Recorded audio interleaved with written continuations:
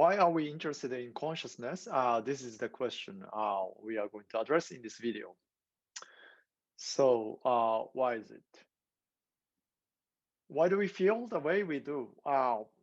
This may be not a kind of question that you have asked before, but we will come back to this question over and over again. And for example, to make it a little bit more concrete, why do we lose it, the consciousness when we go to sleep, and then come back when you wake up, you come back with the consciousness. Again, this is something too obvious that you may not have asked before. And then about this quality of the experience, am I experiencing the world in the same way as others do? That's if you're not, let's say, having difficulty in some kind of sensation like deaf or blind, it's not super obvious that whether you have ever asked this kind of question.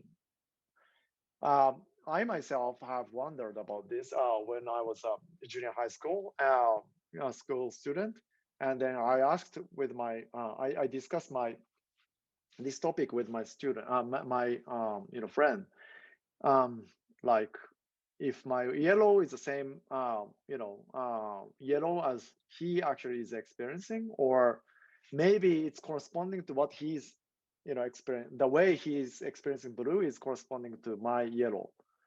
If that's the case, and if both of us are grown up in the way we do, is it actually ever possible to detect that kind of difference? That's a question I started to wonder when I was a junior high school student.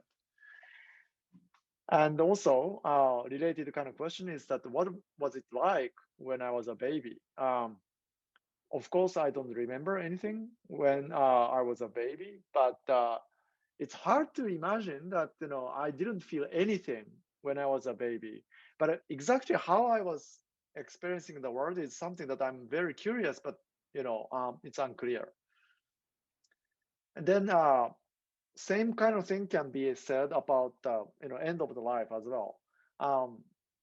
For example, when I was a very young kid, my friend died from some kind of unfortunate cause of the fever, and the people around me, adult people, told me that he was probably suffering, or he was thinking about you at the time of his death and so on. But I was very shocked to hear that kind of statement.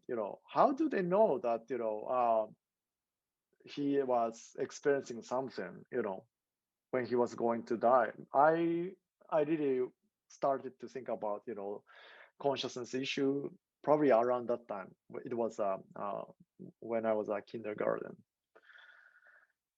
And then another question is what it's like to be an animal or insect or plant or robot. This question is not the same as imagining what it is like to be an animal or insect, a plant or robot with your current ability of the cognitive capability, and then transform into animal or insects or plants or robot. This is the kind of the theme that has been in a sense, discussed or featured in some of the novels, like Kafka's Transformation is one of the most famous example. But it's not like that. But if you become like an animal or insect, you need to lose everything that you have as a human, and then try to really be them. And then the question becomes, what is there any feeling associated with me becoming like that? And that's a kind of question I'm interested in. So all these questions are kind of curious, philosophical kind of questions.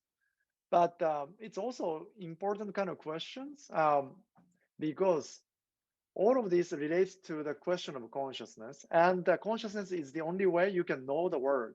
Uh, uh, the world is like. For example, you might think that physics is the better way to sort of explain or know about the state of the world.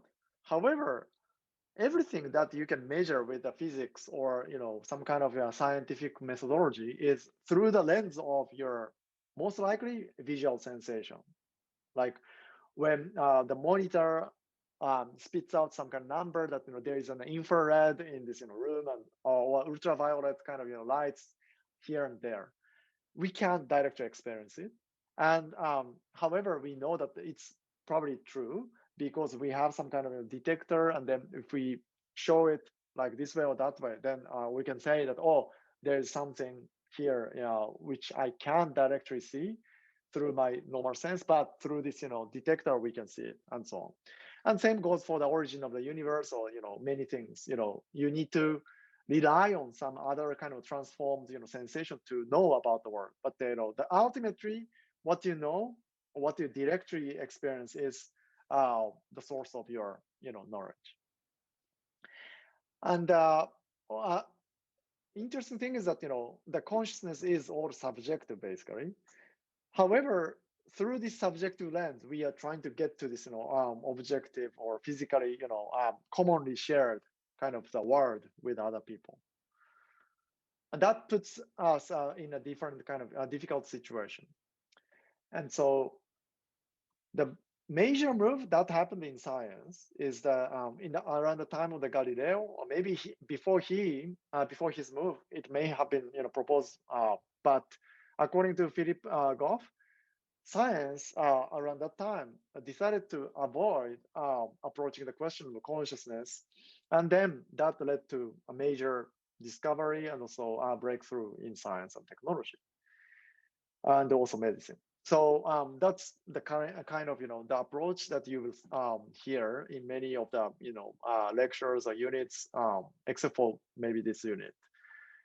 Consciousness is kind of interesting philosophical kind of topic, but it's nothing to do with our reality, or it's too subjective to study scientifically. And this since this Descartes the Galileo's time, um, it led to the negligence of the consciousness from the scientific field. And physics, for example, we might actually talk about this a little bit later, but except for the measurement problem in the quantum mechanics, basically they try to focus on something that is repeatable and objectively verifiable kind of stuff over there, proposing that consciousness is a completely different matter, and that's something that we can't, or science can't deal with. Everything outside of consciousness is something that we can deal with. And then as a result, the known laws of the physics is basically all about things except for consciousness. Okay, and then like laws of conservation of the energy and so on. But it's a bit odd right now if you think about it, because the brain and its constituents that we are going to learn in this class, neurons and all the actions that are happening in the brain, which is either chemical or electrical kind of activity, and both of them are following the laws of physics. And this consciousness is somehow supported by this brains, its and its actions.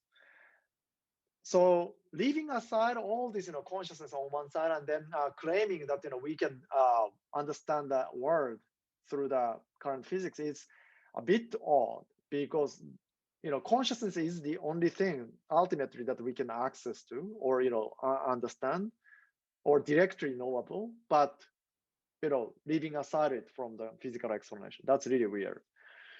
And also another thing is that how if we think that these things, consciousness and everything else, is living in a completely different kind of world, then how do they interact with each other is also very unclear. So that's a kind of philosophical question of the problem of the dualism. I'm not going to the detail, but that's the kind of the topic philosophers or a philosophical study on consciousness focuses on.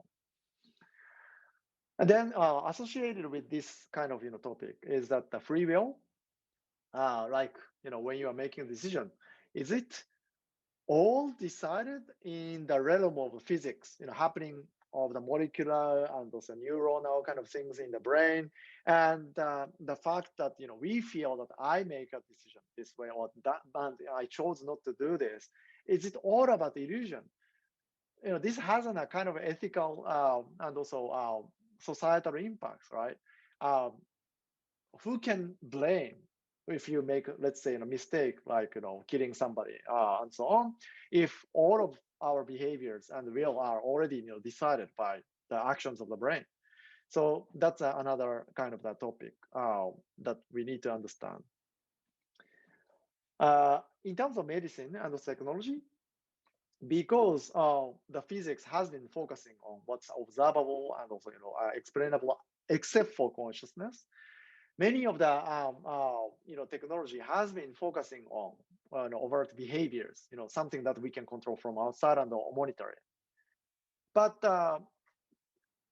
understanding others' experience is going to be a huge importance in terms of society and also well-being, and that's something that you might have heard from other psychology lecture and so on. So previously, we some of the philosophers and also psychologists thought that shaping the behavior will solve all the problems, but it's not the case at all right now. That's what scientists think. For example, focusing on what the people report through the language or express through the behavior is easy to target and measure, but it's not really appropriate or enough to improve our inner sort of richness or problem richness of the our inner life, or to solve the problem that we actually have with the medicine and also technology. So we need to understand and deal with the consciousness in that way. So this is a brief history of consciousness research that I'm coming back in this lecture. The philosophical discussions of consciousness has started, really before, most likely before any record of the history or text. And then around 16th century, Descartes said that cogito ergo sum.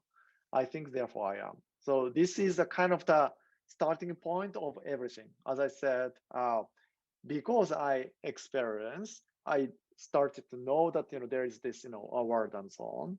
And if you can start to doubt many existence of the world. In fact, if you think about the dream, then all the existence of the world in the dream is factually or physically not there.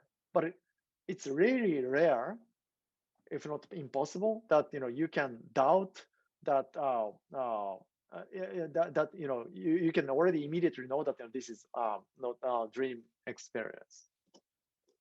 But the fact that you are dreaming, or the fact that you are conscious of things itself, is not something that you can doubt. So any existence of the object could be that the things in the dream, even right now, you may be experiencing something like a dream, but the fact that you're experiencing that dream itself remains. That's something that you can't doubt. Okay, that's the sort of essence of the cogito ergo sum. And then after that, there are lots of movement in psychology. Wundt, Pfeffiner, and so William James started to sort of study consciousness and other sensation and thoughts and so on. And then that's a basic birth of the experimental psychology. That's up until the early 1900.